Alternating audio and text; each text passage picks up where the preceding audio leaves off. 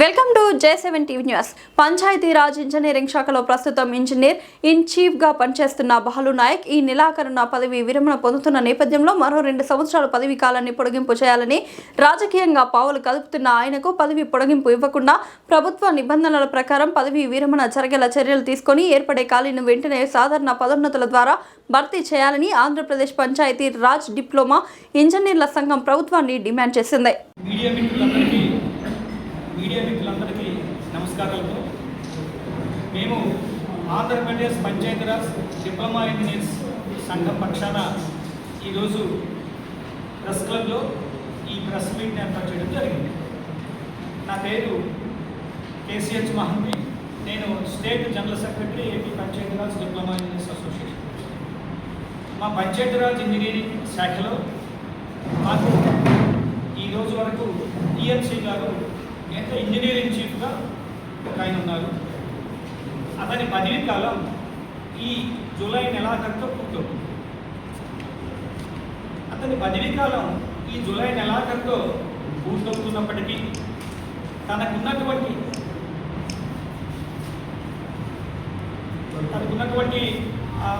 కొంచెం ర్యాపౌట్ మెయింటైన్ చేసుకొని, లేకపోతే శాఖలో ఉన్నటువంటి కొంచెం ఇతరత్ర ఆధారాలను ఉపయోగించుకొని తన పదవీ కాలాన్ని ఫర్దర్గా మరొక 2 ఏళ్ల పాటు పొడిగించుకోవడానికి ఆయన ప్రయత్నం చేస్తున్నారు. అయితే స్వతహాగా ఈఎన్సీ గారు ఎవరుంటే మీకేమిటి, ఆయన ఉంటే మీకు అభ్యంతరం ఏంటి అన్నటువంటి ప్రశ్న మీ నుంచి నాకు తలెత్తకుండా నేనే చెప్తున్నాను. ఓకే, ఒక శాఖలో, ఒక ఇంజనీరింగ్ శాఖలో ప్రధాన భూమిక అయినటువంటి ప్రధాన హెడ్ ఆఫ్ ది డిపార్ట్మెంట్ అయినటువంటి ఒక ఈఎన్సీ గారు, మరి ఈయన ప్రస్తుతం ఉన్నటువంటి ఈఎంసీ గారు సుమారు 3 సంవత్సరాల 10 మాసాలు చేయడం జరిగింది. మరి 3 సంవత్సరాల 10 మాసాల కాలంలో ఎన్నో సమస్యల్ని మా శాఖలో దృష్టి వేసుకొని కూర్చున్నాం. అనేక సమస్యలు. వాస్తవంగా ఈరోజు శాఖలో దాదాపుగా 2000 పైచలకు ఉండాల్సినటువంటి పోస్టులో సుమారు 50% పోస్టులు, అంటే ఒక 1000 వరకు పోస్టులు వేకెన్సీ ఉన్నాయి. మరి గతంలో అవి భర్తీ చేసి శాఖని బలోపేతం చేసే దిశగా ఏ రోజు ఆయన ఆలోచన చేసే ఒకడానికి లేదు, అభిప్రాయానికి లేదు. మరి సంఘపక్షాన అనేక సందర్భాల్లో మేము వారికి గుర్తు చేస్తూ, అంటే మా ఈఎన్సీ గారికి గుర్తు చేస్తూ, ప్రభుత్వానికి కూడా అంతకుముందు ప్రభుత్వం అయితేనే, ప్రస్తుతం ఉన్నటువంటి కుటుంబ ప్రభుత్వానికి అయితేనే మేము సవినయంగా మనవి చేస్తూనే ఉన్నాము. అయినప్పటికీ మా హెచ్ఓడి అయినటువంటి ఈఎన్సీ గారి ద్వారా ప్రభుత్వానికి సరైన సమయంలో, సకాలంలో, సరైన రీతిలో ఫోకస్ కట్టకపోవడం మూలంగా శాఖలో అనేక పోస్టులు ఈరోజు పెండింగ్లో ఉన్నటువంటి పరిస్థితి. మరి అలాంటి ఈఎన్సీ గారిని ఈరోజు మరొక 2 ఏళ్ల కాలానికి ఆయన కానీ ఎక్స్టెన్షన్ తెచ్చుకుంటే ఇదే పరిస్థితి వస్తుంది. తద్వారా ఇటు శాఖ నష్టపోవడమే కాకుండా మరి గ్రామీణ భారతావనిలో పంచాయతీరాజ్ ఇంజనీరింగ్ శాఖ అనేది ఒక అత్యంత ప్రధానమైనటువంటి శాఖ. మరి ఈ గ్రామీణ భారతాన్ని మరి అన్ని విధాలుగా, ఒక స్కూల్ కట్టడం అయితేనేమి, ఒక కల్వర్ట్ కట్టడం అయితేనేమి, ఒక బ్రిడ్జ్ కట్టడం అయితేనేమి, లేకుంటే ఎంజీఎన్ఆర్ఈస్ పనులు చేపట్టడం అయితేనేమి, మరి గ్రామాల్లో మౌలిక సదుపాయాలు ఏవి చేయాలన్నా సరే, ఎలాంటి మౌలికమైనటువంటి సదుపాయాలు చేపట్టాలన్నా పంచాయతీరాజ్ ఇంజనీరింగ్ శాఖ మాత్రమే ఏకైక అవకాశం. అలాంటి అవకాశం ఉన్నటువంటి, అలాగే ఈ గ్రామీణ భారతావనిలో బృహత్తరమైనటువంటి పథకాలన్నీ కూడా ఈ పంచాయతీరాజ్ ఇంజనీరింగ్ శాఖ ద్వారా నడుస్తున్నటువంటి శాఖలో కొంచెం ఒక ప్లానింగ్ లేకుండా, ఒక ఇది లేకుండా వెళ్తున్నటువంటి ఈఎన్సీ గారిని మరొక 2 ఏళ్ల పాటు లేదా 3 ఏళ్ల పాటు ఎక్స్టెన్షన్ పెంచుకుంటే మరి కూటమి ప్రభుత్వానికి కూడా అప్రతిష్ట పాలు వచ్చే అవకాశం ఉంది. కనుక ప్రభుత్వానికి మేము సవినయంగా, మేమైతే మా సంఘపక్షాన 2 చేతులు జోడించి సవినయంగా ముగ్గురు కాస్తాలతో ఈ ప్రభుత్వానికి ఒకటే వినియోగించుకుంటున్నాము. ఈ రోజు ఉన్నటువంటి ఈ ఈఎన్సీ గారి పనితనాన్ని చూడండి. ఈ ఈఎన్సీ గారి పనితనం చూసుకొని మీరు ఫర్దర్గా ఏమన్నా ఎక్స్టెన్షన్ లాంటివి ఇవ్వదలుచుకుంటే ఇవ్వండి. ఇతని పనితనాన్ని దృష్టిలో పెట్టుకునే వాడు తప్పించి అనవసరంగా ఇతను చేస్తున్నటువంటి ప్రయత్నాలను కానీ ఒకవేళ ప్రభుత్వం వారు ఇష్టమే, దాన్ని మేము కాదనే హక్కు మాకు లేదు, కాకపోవచ్చు. కానీ ఏదైనా సరే మేము కూడా ప్రభుత్వంలో భాగం కనుక, ఇది మంచి ప్రభుత్వం కనుక ఈ మంచి ప్రభుత్వానికి మేము విన్నవిస్తుంది ఏంటంటే మీ ద్వారా మీడియా మిత్రుల ద్వారా మేము ప్రభుత్వానికి విన్నవిస్తుంది ఏంటంటే, దయచేసి ఈ రకమైనటువంటి నాన్ ప్లానింగ్ అధికారిని మీరు మరొక 2 ఏళ్ల పాటు కానీ మీరు కొనసాగిస్తే, మరి ఈ ఆంధ్రప్రదేశ్ రాష్ట్రంలో పంచాయతీరాజ్ ఇంజనీరింగ్ విభాగం ఇబ్బంది పడే పరిస్థితి వస్తుంది.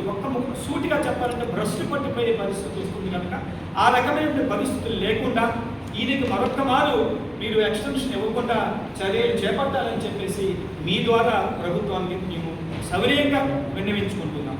అలాగే ప్రభుత్వంలో మరి శాఖాపరంగా ఎన్నో సమస్యలు ఉన్నాయి. మేము ఎప్పటికప్పుడు మేము తెలియజేస్తున్నప్పటికీ కూడా, చెప్తున్నప్పుడు కూడా ఈయన ఏ రకమైనటువంటి చర్యలు తీసుకోవట్లేదు. ఉదాహరణకి మొన్న జూన్ నెల 19వ తేదీన మేము పంచాయతీరాజ్ ఈఎన్సీ వారి కార్యాలయం మీద పెద్ద ఎత్తున మేము ధర్నా చేయడం జరిగింది.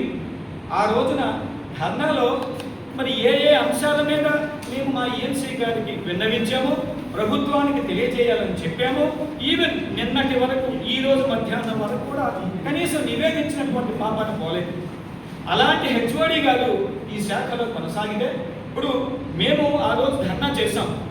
మా సంఘంలో ఉన్నటువంటి మా ఆఫీస్ బ్యాగస్థాల ఉద్దేశాలు ఏమైనా మేము కాంక్షించి పెట్టామా? ఒకసారి ఆ డిమాండ్ చూడండి. లేకపోతే మేము ఏం అడిగాం? ఆ రోజు మా డిమాండ్స్ ప్రత్యేకంగా లేదు. ఇన్ని పోస్ట్ వేకెన్సీ ఉన్నాయి. నా పేరు హనుమంతరావు. నేను డిప్యూటీ ఎగ్జిక్యూటివ్ ఇంజనీర్గా కూడా పనిచేశాను డిపార్ట్మెంట్. అంటే గతం చూస్తేనండి, పంచాయతీరాజ్ డిపార్ట్మెంట్లో మీకు తెలుసు, ఈ ప్రభుత్వం రాకముందు ఇంకో ప్రభుత్వం ఉండేది. ఆ టైంలో కాంక్రీట్ రోడ్స్ వేసాం మేమంతా కూడా.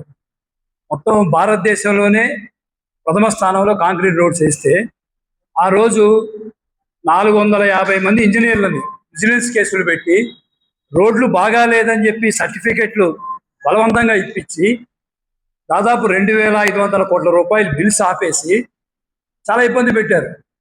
దానికి ఈయనే ఉండేవాడు అప్పుడు కూడా క్వాలిటీ కంట్రోల్. ఎందుకు చేశాడంటే, అప్పుడున్న ప్రభుత్వం చెప్పినట్టు చేస్తే నాకు రేపు ఈఎన్సీ ఇస్తారని చెప్పి, ఈఎన్సీ కోసం అని చెప్పి మా ఇంజనీర్లందరినీ నానా బాధలు పెట్టాడు. మేము ఈ రోజు కూడా ఆ కేసుల నుండి బయటపడి మొన్న బయటపడ్డాం అందరం కూడా. ఏంటంటే, రోడ్లు బాగుంటే కూడా బాగలేదని సర్టిఫికెట్లు ఇచ్చారు. ఎందుకు ఇచ్చారో మీకు అందరికీ తెలుసు. ఏంటంటే, పాత టీడీపీ వాళ్ళు ఎవరో ఎగ్జిక్యూట్ చేశారు కాబట్టి ఆ రోడ్స్, వాళ్ళకి బిల్లులు ఇవ్వకూడదు అనే ఉద్దేశంతో, సరే ఆ ఉద్దేశం వాళ్ళకి ఉండొచ్చు, అది వేరే సంగతి రాజకీయంగా. దానికి ఇంజనీర్లందరినీ ఇరికిచ్చారండి. మా డిపార్ట్మెంట్లో నువ్వు క్వాలిటీ కంట్రోల్గా ఇన్ఛార్జ్గా ఉండి వాస్తవాలు చెప్పాల్సింది పోనిచ్చి, నీ ఎక్స్టెన్షన్ కోసము, గవర్నమెంట్లో నీ ప్రాపకం కోసము 450 మంది ఇంజనీర్లను నువ్వు ఇరికిచ్చావు. ఈ చరిత్ర అది. ఈరోజు నువ్వు సరే 62 ఏళ్ళు చేశారా, అయిపోయిందండి. 62 ఏళ్ళ తర్వాత కూడా ఇంకా ఎక్స్టెన్షన్ డిపార్ట్మెంట్లో మేము అడుగుతున్నాం. నిరుద్యోగులు ఉన్నారు, చాలా మంది ప్రమోషన్లు లేవు, 40 ఏళ్ళ నుండి ప్రమోషన్లు లేవు డిపార్ట్మెంట్లో. మరి వాళ్ళందరికీ ప్రమోషన్లు రావాలి కదా, నిరుద్యోగులకు ఉద్యోగాలు కావాలి కదా. 62 ఏళ్ళ తర్వాత ఎక్స్టెన్షన్స్ ఇస్తే, పాత ప్రభుత్వంలో కూడా ఇలాగే ఎక్స్టెన్షన్ ఇచ్చారు సుబ్బారెడ్డి అనే అతనికి. మేమంతా అపోజ్ చేసాం. ఇప్పుడు ఇలా ఎక్స్టెన్షన్ ఇస్తా పోతే ఒక పద్ధతి లేదు. చంద్రబాబు నాయుడు గారు గవర్నమెంట్ వచ్చాక మీకు అందరికి తెలుసు, డిసెంబర్ 24న ఒక జీవో ఇచ్చారు 1466 అని చెప్పి. ఇలా ఇష్టం వచ్చినట్టు ఎక్స్టెన్షన్స్ ఇస్తా ఉన్నారు. ఇది మంచి పద్ధతి కాదు, దీన్ని డిస్బ్యాండ్ చేస్తున్నాం మేము. బాగా ఎక్సెప్షనల్ కేసెస్ ఉండాలి. ఏదో సైంటిస్టో లేకపోతే పెద్ద ఇతను లేకపోతే ఈ వ్యవస్థ నడవదు అనేటటువంటి పరిస్థితుల్లో ఉంటేనే ఎక్స్టెన్షన్ ఇవ్వండి. అది కూడా 5 మంది కమిటీని వేశారు. CS, finance secretary, chief secretary, GAD secretary, మా డిపార్ట్మెంట్ సెక్రటరీ. ఈ 5 మంది కమిటీకి రిఫర్ చేయాలి. వాళ్ళ యాన్సిడెంట్స్ చూడాలి, వాళ్ళ గొప్పతనం చూడాలి. తర్వాత ఫైల్ మినిస్టర్ దగ్గర నుండి సీఎంకు పోవాలి. రూల్స్ ఉన్నాయి చూడండి. జీవో ఇచ్చింది గవర్నమెంట్, ఈ గవర్నమెంటే ఇచ్చింది. మరి ఈరోజు ఈయనకి ఏం క్వాలిఫికేషన్స్ ఉన్నాయి, ఏమి స్పెషాలిటీ ఉంది? ఏమీ లేదు. కేవలం పైరవీలు చేసుకొని మరి ఎక్స్టెన్షన్ తీసుకుంటే మరి డిపార్ట్మెంట్లో రూల్స్ అన్నీ ఎందుకు ఉన్నాయి? మేము అడుగుతున్నాం. మేమందరం మరి పనిచేస్తున్నాం కదండి, 62 ఏళ్ళకి వెళ్ళిపోవాలి కదా. ఎందుకు వెళ్ళడం లేదంటే, డిపార్ట్మెంట్లో కరప్షన్ ఉంది. కరప్షన్కి అలవాటు పడిపోయారు వీళ్ళంతా కూడా. అలాగే పదవి వ్యామోహం, 62 ఏళ్ళు చేసినా ఇంటికి పోదలుచుకోలేదు ఎవరు కూడా. దీన్ని మనము సమాజం అనేది ఒప్పుకుంటుందా? మేము అడుగుతున్నాం. ఒక సమాజంలో మనం ఉన్నాం కదా, కొన్ని రూల్స్ ఉన్నాయి కదా, వాటిని పాటించాలి కదా అని చెప్పి అడుగుతున్నాం. కొన్ని డిపార్ట్మెంట్లో ఎవరైనా సంతోషంగా ఉన్నారా? మా డిపార్ట్మెంట్లో 2 సంవత్సరాల నుండి జీతాలు లేవండి అవుట్ సోర్సింగ్ ఎంప్లాయీస్కి. చిన్న వాళ్ళు 10,000, 15,000 రూపాయలు జీతం వస్తే వాళ్ళు ఎట్లా బతుకుతారు? వాళ్ళందరినీ మేము తీసుకెళ్ళి అడిగితే ఈఎన్సీని మీకు ఈ ఉద్యోగాలు ఉండడం ఎక్కువ అన్నాడు ఇతను. చెప్పండి, ఇదే మాట్లాడే పద్ధతి ఒక ఆఫీసర్గా ఉండి. తర్వాత ఈ రోజు కూడా కొంతమంది సర్వీస్ రెగ్యులరైజేషన్స్ లేవు మాకు అని కోర్టుకు పోయారు. కోర్టుకు పోతే వాళ్ళందరికీ 28 నెలల నుండి జీతాలు ఆపేశారు. కోర్టుకు పోవడం నేరం అండి? కోర్టుకు పోవడం నేరమా? ఎంప్లాయీస్ మాకు రైట్ ఉందని వెళ్తాం, కక్ష బట్టి జనాలందరినీ ఈ విధంగా చేస్తూ ఉన్నారు. మరి ఇటువంటి వ్యక్తులకి మరి ఎక్స్టెన్షన్ ఇస్తే ఎంప్లాయీస్ ఎట్లా పనిచేయాలి డిపార్ట్మెంట్లో? చెప్పండి, మీరు చెప్పండి. అతని మీద అవినీతి ఆరోపణలు ఉన్నాయి. మొన్న 50 మంది ఎగ్జిక్యూటివ్ ఇంజనీర్ ప్రమోషన్లు ఇచ్చారు, డబ్బులు తీసుకున్నారు. 250 ఎఫ్ఏసీలు ఇచ్చారు, డబ్బులు తీసుకున్నారు. ఏజెంట్లను పెట్టి డిపార్ట్మెంట్లో డబ్బులు వసూలు చేసి ఇండైరెక్ట్ గా తీసుకుంటా ఉన్నాడు. వీటన్నిటి విచారణ చేయమంటున్నాం. మరి పవన్ కళ్యాణ్ గారు ఏమన్నారు? అవినీతి లేనటువంటి పరిపాలన ఇస్తాం అన్నారు. అవినీతి ఉందో లేదో ఏసీబీ వాళ్ళకి చెప్తే తెలుస్తుంది. అవినీతి ఉందో లేదో ఎక్కడ తెలుస్తుందండి? ఆయన తిన్నాడో లేదో ఎక్కడ తెలుస్తుంది? నువ్వు ఏసీబీకి రిఫర్ చేయి, కేసులు చేస్తే అతను అవినీతి చేసాడో తెలుస్తుంది. మరి ఇవన్నీ అన్యాయాలు జరుగుతున్నాయి డిపార్ట్మెంట్లో. మేము ఒక అసోసియేషన్గా ఉండి ఆ డిపార్ట్మెంట్లో మరి 40 ఏళ్ళు పనిచేస్తున్న వాళ్ళం, మాకు బాధ కలుగుతూ ఉంది. ఇటువంటి వాళ్ళందరినీ తీసుకొచ్చి ఎక్స్టెన్షన్ ఎందుకు ఇస్తారని అడుగుతున్నాం మేము. పోయిన ప్రభుత్వం ఇదే పని చేసింది, మళ్ళీ ఈ ప్రభుత్వం కూడా ఇదే పని చేస్తూ ఉంది. మరి ప్రభుత్వాలు మారినా విధానాలు మార్చుకోవాలి కదా, గుణపాఠాలు తీసుకోవాలి కదండి. ఎందుకు తీసుకోరు? వాళ్ళంటే ఏదో చేశారు పొలిటికల్గా, మరి మీరు ఎందుకు చేస్తున్నారు ఈ పని అని మేము అడుగుతున్నాయి వాళ్ళ అసోసియేషన్. ముఖ్యమంత్రి గారికి, మా మంత్రి గారికి కూడా వినతి చేస్తున్నాం, మీరు అన్ని చూడండి. అతనికి ఏ ఎంప్లాయీకి కూడా ఎక్స్టెన్షన్ ఇవ్వకూడదండి. 62 ఏళ్ళు దాటిన తర్వాత ఏ ఉద్యోగికి కూడా, ఇతనికే కాదు ఎవరికి కూడా ఎక్స్టెన్షన్ ఇవ్వకూడదు. నిరుద్యోగం ఉంది దేశంలో, రాష్ట్రంలో. ఇవాళ ఢిల్లీలో పిల్లలంతా రోడ్డు మీద పడి కొట్టుకున్నారు. ఎందుకు? ఉద్యోగాలు లేవు, ఉపాధి లేదు. ఇంకా 62 ఏళ్ళ తర్వాత కూడా ఉద్యోగాలు చేస్తామంటే ఎట్లా చెప్పండి? మేము ఎవ్వరికి ఎక్స్టెన్షన్ ఇవ్వద్దని అడుగుతున్నాం. డిపార్ట్మెంట్లో ఇవాళ 2000 మంది ఇంజనీర్లు ఉన్నారు, అర్హులు మస్తు మంది అర్హులు ఉన్నారు. ఎంటెక్ చేసిన వాళ్ళు, పిహెచ్డి చేసిన వాళ్ళు మా డిపార్ట్మెంట్లో. నువ్వు ఎవరెవరికి వాళ్ళు పనిచేస్తారు? యంగ్స్టర్స్ ఉన్నారు, వాళ్ళు పనిచేస్తారు. వీళ్ళందరినీ పట్టుకొచ్చి కరప్టెడ్ ఫెలోస్ని పదవులు పట్టుకొని ఎలాడే వాళ్ళని ఎందుకు నువ్వు ఎక్స్టెన్షన్ ఇస్తున్నామని అడుగుతున్నాం మేము. మంత్రి గారికి ఈ విషయం తెలియనివ్వకుండా చుట్టుపక్కల ఉండేవాళ్ళు ఇవన్నీ క్యామఫ్లాగ్ చేస్తున్నారు, కప్పేసేసి విషయాలు తెలియకుండా చేస్తున్నారండి. వీళ్ళు ఏం చేస్తారంటే వాళ్ళకుండే క్వార్టరీని ఉపయోగించుకొని, పైరవీలు ఉపయోగించుకొని ఎక్స్టెన్షన్ కోసం ప్రయత్నం చేస్తారు. ఇది వెలుగులోకి తీసుకొని రావాలి, ప్రజల దృష్టిలోకి తీసుకొని రావాలి, సమాజం దృష్టిలోకి తీసుకొని రావాలనేది మా యొక్క ప్రధాన అభిప్రాయము, ఉద్దేశము. ఈ సందర్భంగా తెలియజేస్తాం. అందరికి ఇచ్చాము సార్, సిఎస్కి ఇచ్చాము, మినిస్టర్ గారు, మంత్రి గారికి ఇచ్చాము, మా సెక్రటరీకి ఇచ్చాము, జనరల్ అడ్మినిస్ట్రేషన్కి ఇచ్చాము, ఫైనాన్స్.